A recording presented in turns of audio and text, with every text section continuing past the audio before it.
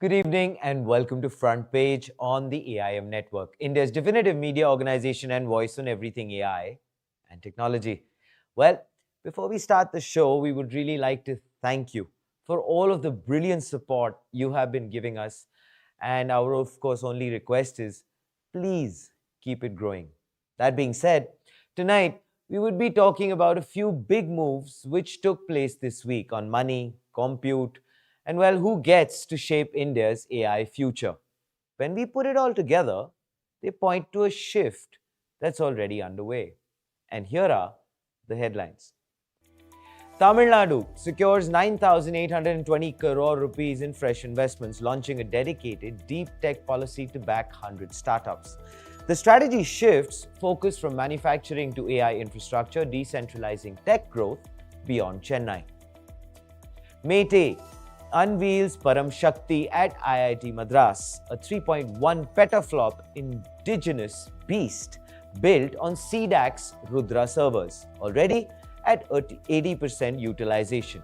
This system marks a decisive shift from importing compute to owning them. A new tender for 15,000 NVIDIA chips pushes India's public AI stack past 50,000 GPUs, cementing a paradox where sovereign ambitions are fueled by subsidized American silicon. And finally, in a strategic roundtable ahead of the 2026 Impact Summit, PM Modi tasked 12 top founders to become co-architects of the future by building ethical multilingual AI that rejects Western clones to solve India's unique challenges.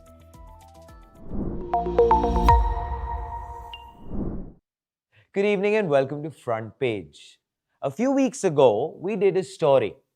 We told you Tamil Nadu had placed a 2.07 lakh crore rupees economic bet.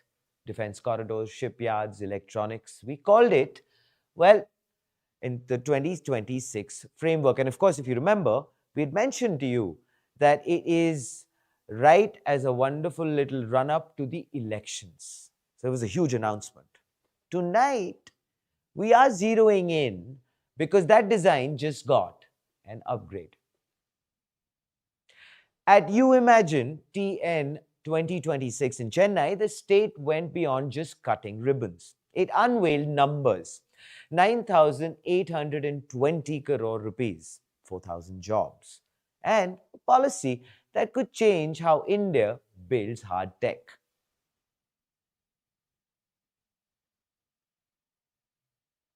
What exactly did Chief Minister Stalin put on the table? First, the engine. Better compute works, 5,000 crores. Then, of course, they're building the AI data centers because you can't have an AI revolution if you don't have the GPUs to power it. Second, the story. Eros Gen AI, 4,500 crore rupees. Let's just think about it. Tamil Nadu creates cinema, Eros creates distribution. Now, they're linking generative AI into the middle. This is the state saying, we want the entire stack from the server rack to the silver screen. Then, of course, the niche players, Phantom Digital, Reven Health, Cube 84, Marketing Tech, Health Tech, SaaS. It's a portfolio approach, diversified, smart. But now comes the change in the narrative. Usually, tech in India means a frantic cab ride to an IT park in a capital city. We've all gone through that paranoia.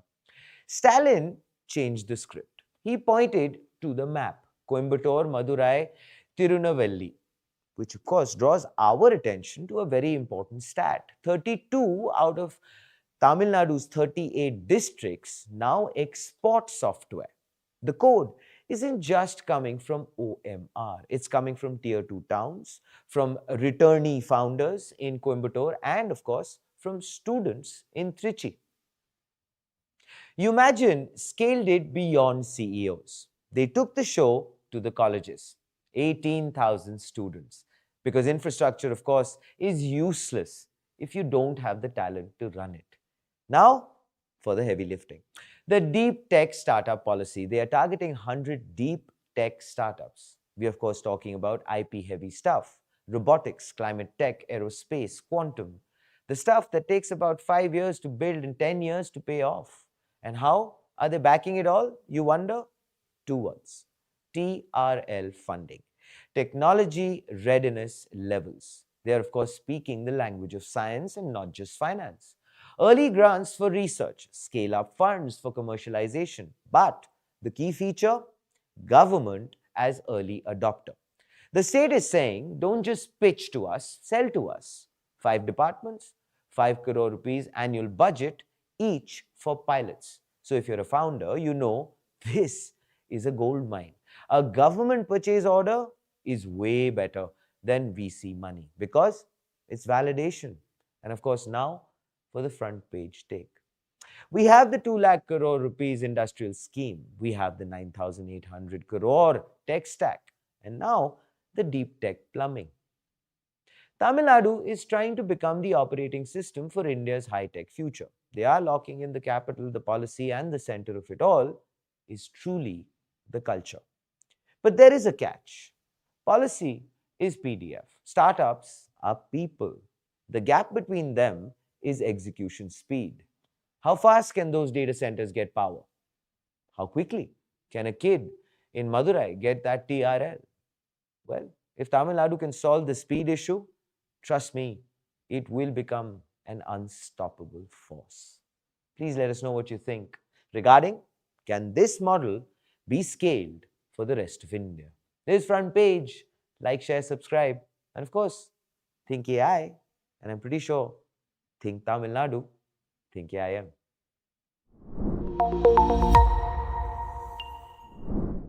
So here's a question worth asking. What happens after the chip is made? Where does all that silicon actually go? Tonight, we follow it from factory floor to discovery, from Param 8000 to Dhruv 64. And you know what makes this journey exciting? Is that the next chapter just went live.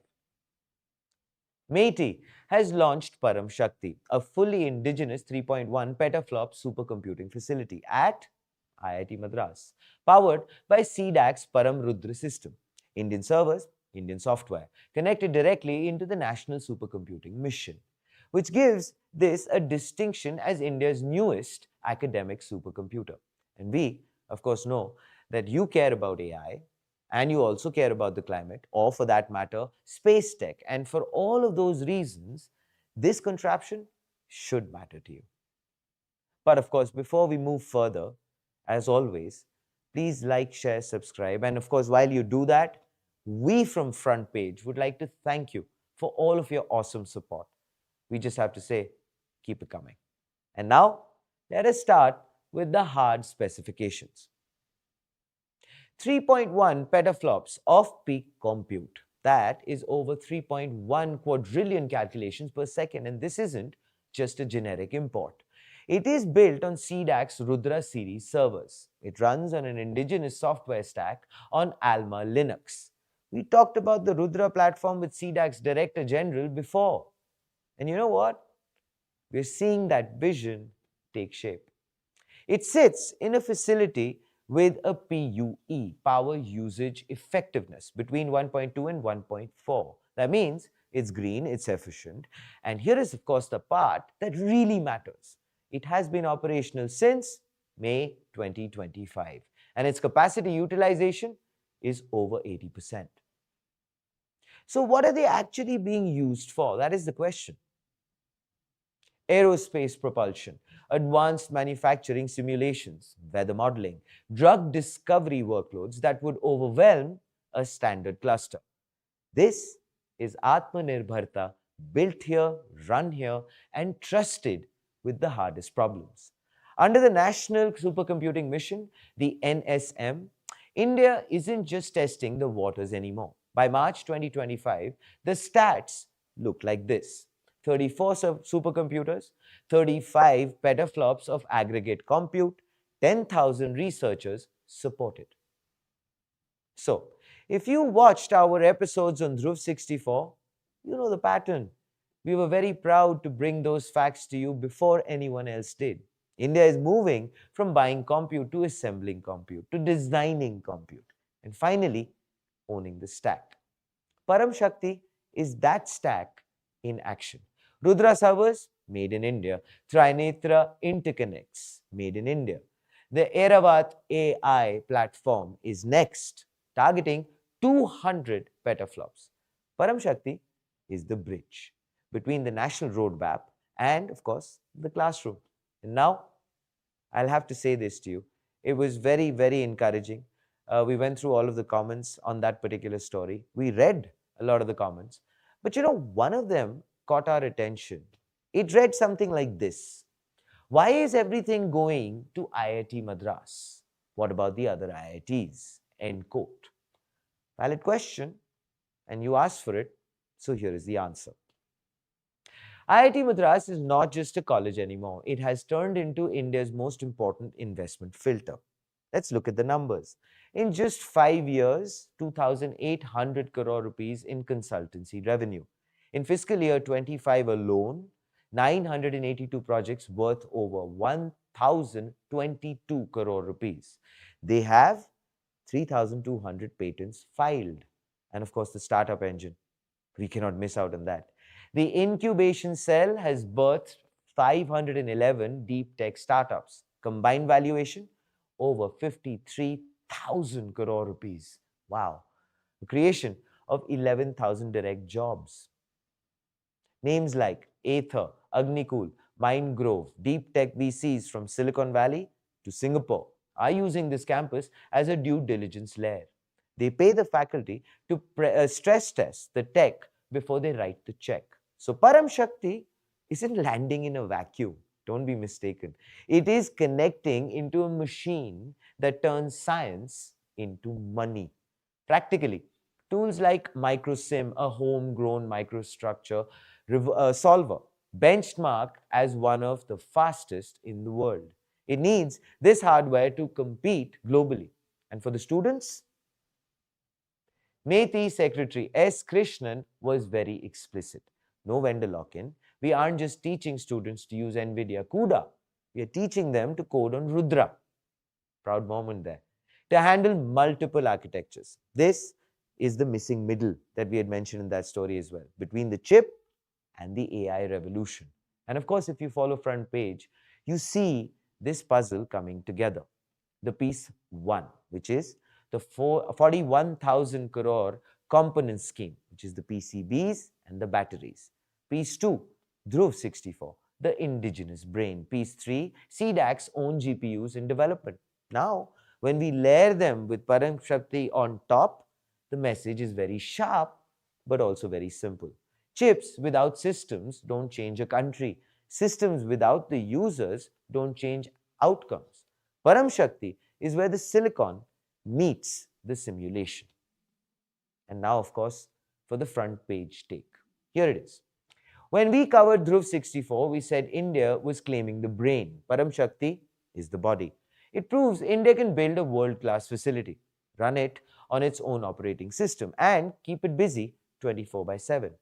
It changes the question. It is no longer can India get access to compute. It is what will India do with the compute it now already owns. Param Shakti is not the finish line. It is a signpost.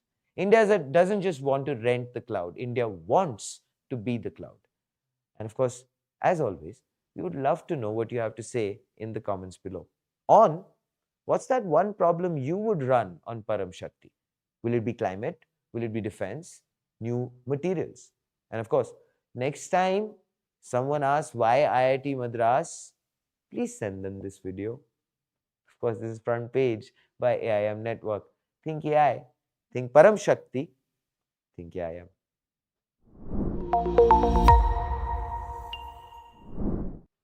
Good evening. On one side, the dream. India wants to build its own GPUs, its own sovereign stack, its own Atma-Nirbhar silicon. On the other side, the reality. We are still fueling the rocket ship of exactly one American company. That is NVIDIA.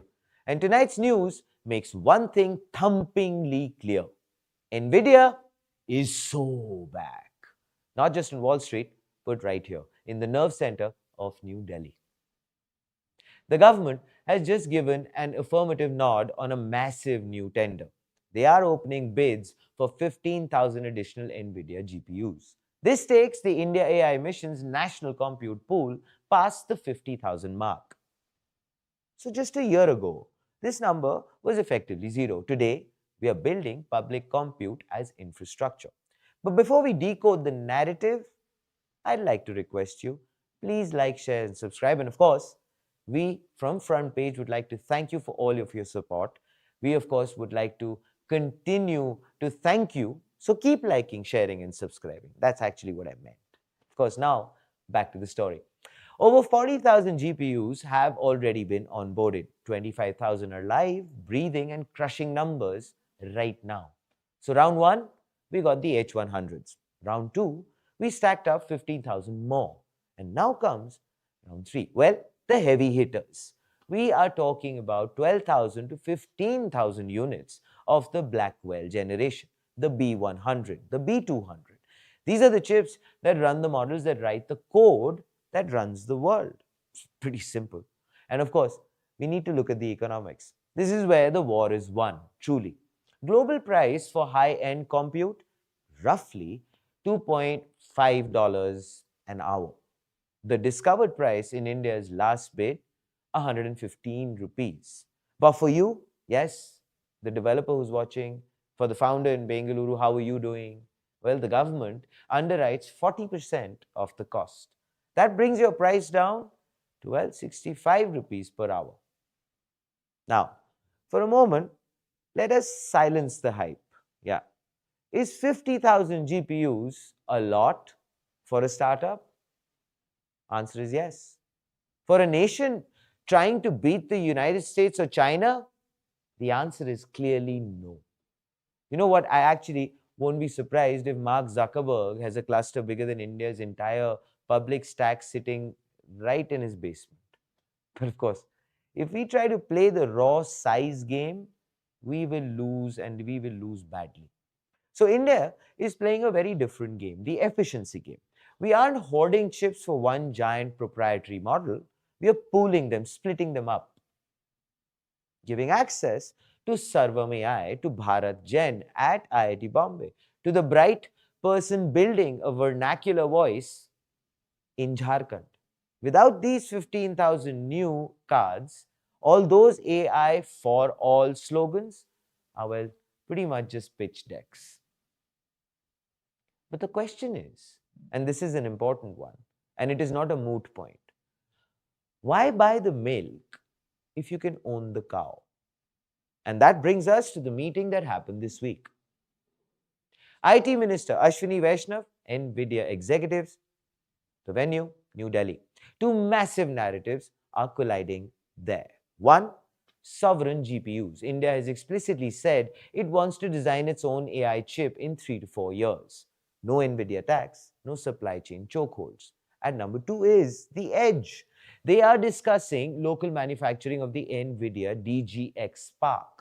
Yes, of course, think of it as a very mini AI power plant in a box. 1 petaflop of performance, capable of running a 200 billion parameter model, and it works offline. Cloud clusters are for training. These boxes, they are for the real world. Railways, ports, rural hospitals, where, well, of course, we have all experienced that the intent is patchy. Sorry, not the intent. Well, sometimes the intent can also be patchy, but I meant the internet is patchy, but the intelligence needs to be instant, which clearly was missing in me 2 seconds back. And of course, all of this is leading up to next month, the India AI Impact Summit, which is Prime Minister Modi on stage. And the guest list, it is the Avengers of AI.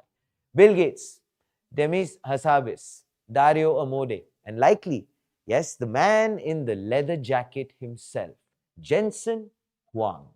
On stage, they will of course talk about collaboration.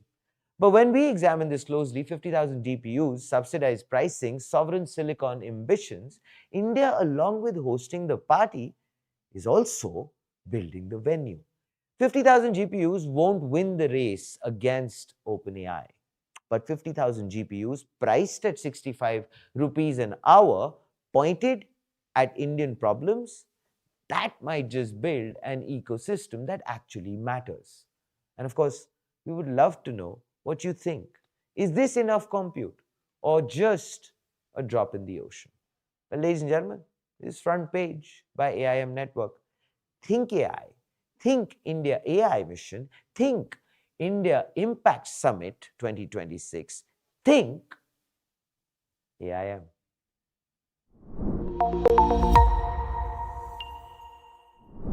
Last night, New Delhi, 7 Lok Kalyan Marg. The Prime Minister, 12 founders in a closed-door meeting, signaling a drastic change in the speed at which things are moving.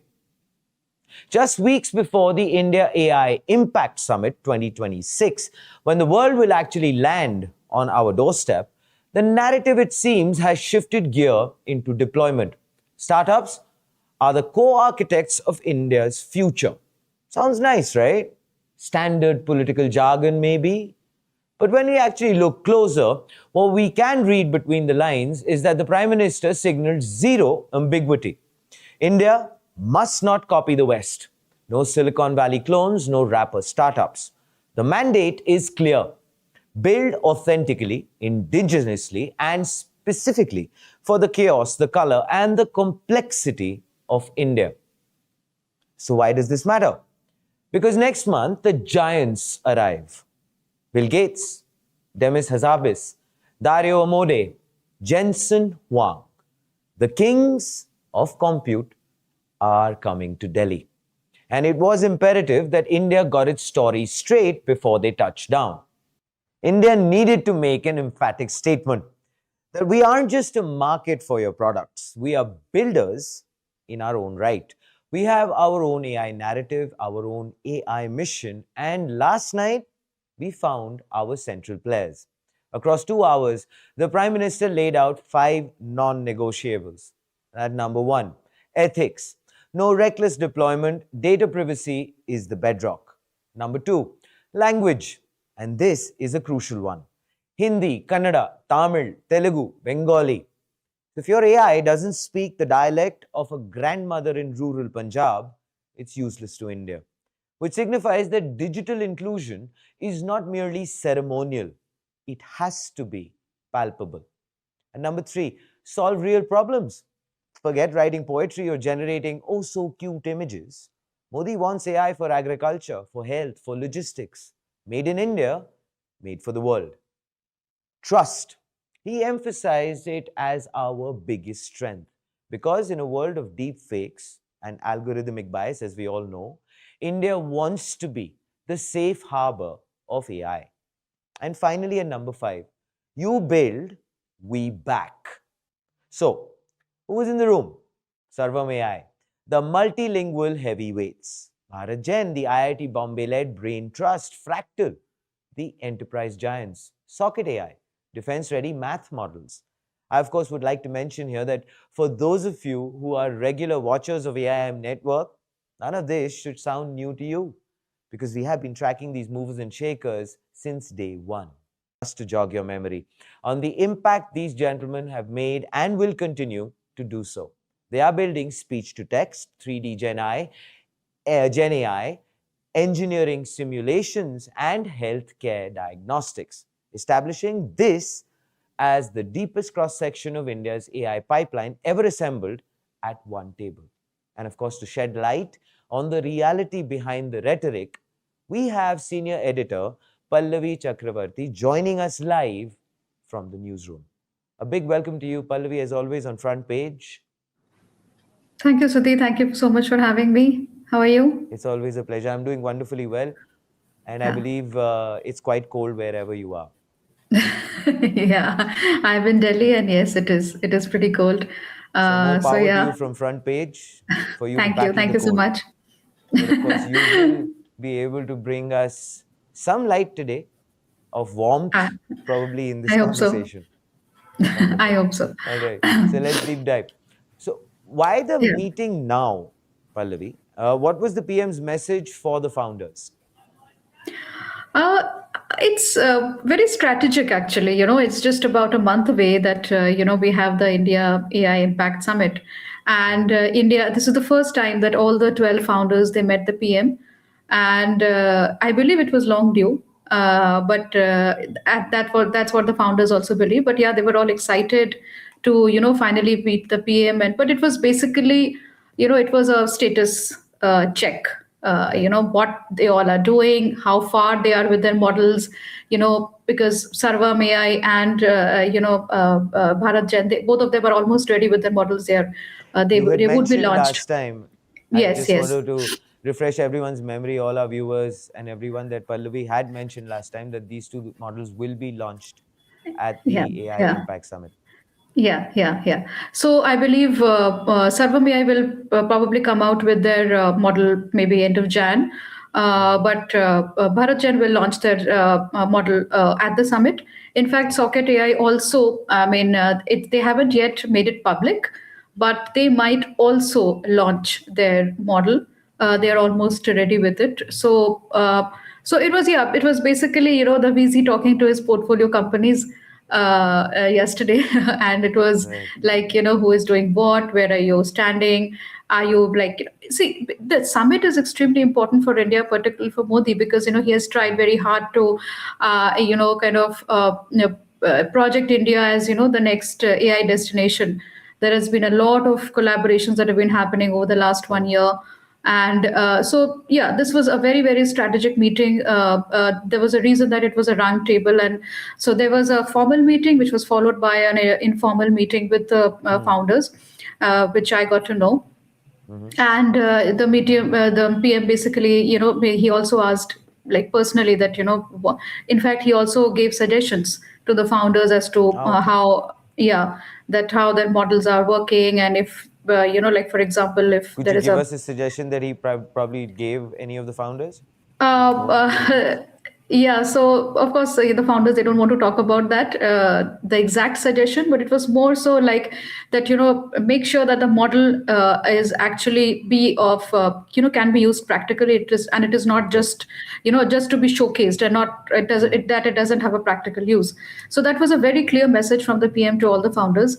And so, yeah, so that's about it. So, yeah. As far as the expectations from the summit is concerned, Yeah. what do you feel that we should be ready for? Well, the expectations are, of course. I mean, as a journalist, I'm definitely keen to see what the model really are. I mean, there has been so much written about the models, and that how they are being prepared, and how each of them are unique, and what is that the various USPs of the models. But how actually they turn out to be, Hmm. it's something that everybody, all of us, wants to see. So that definitely is a very big is something that I'm really looking forward to, that whether they, it's not just a hype. Okay. One is that, of course, and the other is, of course, what the global leaders, what they have to say at the summit, if Hmm. they want to announce any new collaborations at the summit. What is their view of the Indian AI ecosystem? How do they see more the entire plan of the government, and particularly, like, as we already know, how the a lot of global leaders are coming for the summit. So Are you there are a lot of expecting any big it's announcements? absolutely. I mean, I'm really Maybe a expecting. sneak peek? What are you expecting? Sneak peek. I'm not sure about that, but I mean, people are expecting announcements, because these people, they don't travel to India very often, and if they're there for Hmm. the summit, they will not just come here to inaugurate one. They will be Sure. here to make some announcement, either related to India or some kind of a collaboration with the government or with the mission. I'm also looking at, there might be some collaborations with these with the AI startups as well, because if, for example, Right. one of the LLMs, they turn out to be really what do you say, future heavy, then there might be Hmm. collaborations there as well. There might be some tie-ups, there might be some takeovers as well. So a lot of things might just come out of the summit. And of course, there might be grants which might be announced both by the government and by the Okay. companies. Yeah. And there might be also be like, basically India, like, this is the, like, one of the first such a global event from the Oh, global yes. south. Yeah, so India is, which is why it's all the more important for India, and that's what Modi is actually pushing To for, make and a huge ensuring. impact. Yes, and ensuring that everything goes right. And in fact, he also said yesterday at the roundtable that how it's like for him, it's like a Bharat AI Impact Summit and not India, AI Impact Summit. So basically, the whole push has to be from Bharat and not from India. So Okay. that's the thing. As Yeah, far as you were mentioning a little while back, Pallavi, that you wanted to share a little Hmm. bit of data, which would Yeah, be yeah, interesting and incisive for the audience as yeah, yeah, yeah, lead yeah. up to the summit. Yeah. Yeah, yeah. So like this meeting which happened yesterday, it also it's important because as we progress forward, and there is also a meeting lined up with NVIDIA, which it makes even more consequential. Is what we know that how India is structuring the sovereign model development under the India mission. Hmm. So a government report dated 29 December, it clarified that India's so-called GPO grants are not free subsidies at all, but a hybrid capital instrument where 40% is a pure grant and 60% is taken as equity by the Digital Sure. India Corporation, calculated at the startup's next round of valuation. Now, Hmm. that mechanism means that one firms like Server AI, for example, it received 247 crore worth of GPU access earlier this year. The Hmm. equity component alone translates to roughly about 7.6% ownership for the government of India at Servam's August 2025 valuation of 1,950 crore. Hmm. Now, in other words, this makes the Indian state by proxy the fourth largest external shareholder in one of the country's most important model labs, something, Hmm. something unprecedented for a non distressed tech company. Now, this kind of data actually shows how the government actually wants to have some kind of control over Hmm. these startups and Hmm. how each and every model is actually shaped and the final outcome. Which So is nice. this, which is good definitely, but it also kind of my this thing is that it also kind of restrains the startups a bit in terms of because they have to the outcome has to be in accordance with what the government wants. So Fair. I don't know if Fair. it Maybe yeah, it could be also finally, Pallavi, the fact that we are this is a big move, and maybe the government definitely. wants to monitor it, Yeah, and yeah, as absolutely, we for sure. bloom and keep doing better and better, maybe that might open up even more moving forward. Yeah, I mean, yeah. I'm just spitballing with you, just speculating. Yeah, yeah, yeah. Of course. I mean, I mean, it's still the time the summit happens and we are past it. I mean, there Exactly. will be a lot of speculations, but yeah, I mean, they are all calculated speculations, I believe. So True. some of them definitely will be in accordance to what we are expecting. Fabulous. All right, Pallavi. As always, it's been a pleasure having you with us on Front Page. And we'll, of course, keep bringing you back, keep finding ways to get your insights because they're always very interesting and they shed a lot of light and give us Thank you so much. Thank you so much, a Sudhi. lot of depth in terms of what's going on. Of course, Thank you wishing so you much, all of the Sudhi. best moving Yeah, forward. yeah. And I really wish that you can battle the cold. You look like a warrior, so I don't think we are bothered. Thank you. All right, wonderful. Well, ladies and gentlemen, there you have it. That was Pallavi, who, of course, told us as far as the insights were concerned. As far as the front page take is concerned, this is what we have as far as the India AI Impact Summit is concerned. For years, the question doing the rounds, where is India's chat GPT, last night made something very clear. That was never the goal. India is building something very different. Frugal by design, multilingual, privacy first. Less about being the biggest model in the room, more about building something that actually works at scale. And I believe that's exactly what Prime Minister Modi is also nudging the founders to be very mindful of, which is that it should not just be a showcase. It should be something which should be practically possible and should be working and should be helping people. So, what actually changed last night was actually the size of the gap between policy and practice, between ambition and execution. That gap just got smaller. Execution won't be easy. We know it, it never is. But if these wonderful 12 founders succeed, we just have to say this on Front Page. This is Atmanirbharta, finding its own sovereign, proud path.